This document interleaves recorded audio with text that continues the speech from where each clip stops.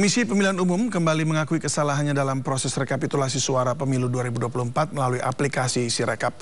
KPU mengaku telah mengoreksi anomali perolehan suara di 154.541 TPS.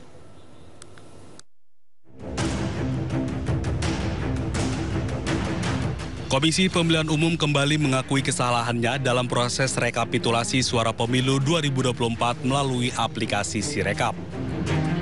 Setelah beberapa waktu lalu KPU mengakui Sirekap bermasalah dan meminta maaf atas sengkarut Sirekap. Kini KPU mengaku telah mengoreksi anomali perolehan suara di 154.541 TPS. Data anomali itu saya kira teman-teman sudah paham ya, bahwa hasil unggah foto form C hasil itu yang di-scan, lalu kemudian hasil pembacaannya anomali, dan kemudian kami lakukan koreksi secara bertahap mulai 15 Februari sampai dengan hari ini. Jumlahnya adalah sebagai berikut. Untuk pemilu presiden dan wakil presiden sebanyak 154.541 TPS, 154.541. Yang kedua, untuk pemilu DPR RI sebanyak 13.767 TPS atau 13767 TPS. Untuk pemilu DPD sebanyak 16.450 TPS atau 16450 TPS. Sementara untuk data anomali, temuan data anomali dan kemudian hasil koreksinya untuk pemilu DPRD provinsi itu dikerjakan oleh KPU provinsi, dan kemudian untuk pemilu DPRD kabupaten kota di. Adapun data anomali itu merupakan angka perolehan suara dalam sistem Sirekap yang tidak sesuai dengan data C1 Pleno atau catatan hasil perhitungan suara pemilu 2024. Ya, lagi-lagi untuk kesekian kali Sirekap menunjukkan sengkarut data. Namun KPU bersikeras akan memperbaiki kesalahan konversi data. Tim Liputan iNews melaporkan. Warganet menyoroti kejanggalan yang terjadi pada proses pemilu, termasuk banyaknya laporan suara yang hilang dalam aplikasi Sirekap. Dugaan kecurangan yang terjadi saat pemilu masih menjadi tren perbincangan hangat di seluruh platform media sosial.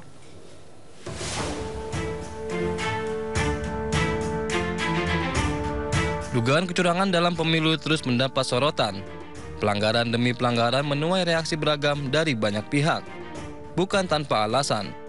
Sorotan muncul lantaran banyak pelanggaran terjadi. Indikasi pelanggaran terjadi sejak sebelum masa pencoblosan, mulai dari adanya intimidasi, intervensi, hingga aparat negara yang diduga tidak netral.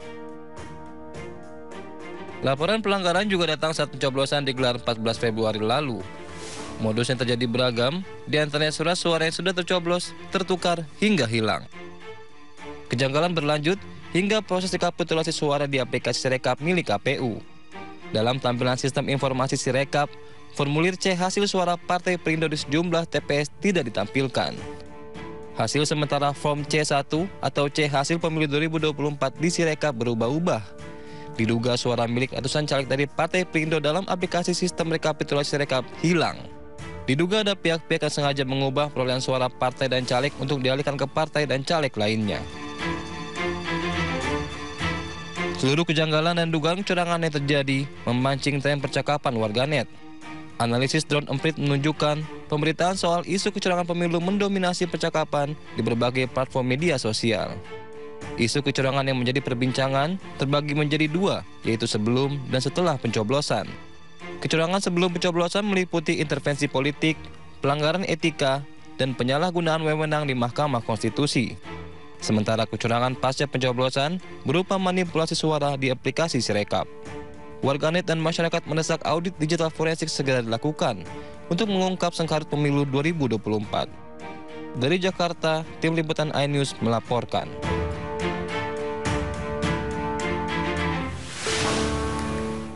Bawaslu menggelar konferensi pers terkait temuan dugaan dan laporan pelanggaran yang terjadi selama proses pemilu 2024, termasuk laporan tindak pidana pemilu yang diproses oleh Sentra Gakumdu. Kami menerima 1.271 laporan, 650 temuan. Ini terbagi atas pelanggaran administrasi, dugaan pelanggaran administrasi, dugaan tindak pidana pemilu, dugaan pelanggaran kode etik penyelenggara pemilu dan juga dugaan pelanggaran hukum lainnya. Kemudian yang diregistrasi ada 482 laporan dan 541 temuan. Ada 104 temuan belum diregistrasi. Ya, semakin ramai nih di depan ya. Kemudian hasil penanganan pelanggaran 479 pelanggaran, ada 324 bukan pelanggaran ya. 69 pelanggaran administrasi, 39 pelanggaran dugaan tindak pidana pemilu, dan 125 pelanggaran hukum lainnya. Di tahun 2024 sampai dengan hari ini kita ada laporan temuan sebanyak 322, kemudian 149 proses kajian, 108 dihentikan, dan 65 kasus ditangani oleh kepolisian. Dalam hal ini kepolisian baik itu di Bareskrim maupun di Polda Jajaran. Adapun sampai dengan saat ini terhadap 65 kasus tersebut, 16 perkara masih dalam proses penyidikan, 12 perkara dihentikan atau di SP3, kemudian 37 perkara ini sudah tahap 2 dan sudah ada beberapa sudah vonis dan ingkrah. Dukungan terhadap penggunaan hak angket di DPR terus berdatangan. Kali ini tim pembela demokrasi Indonesia dan Pergerakan Advokat Nusantara mendatangi gedung DPR RI untuk memberikan dukungan tertulis penggunaan hak angket.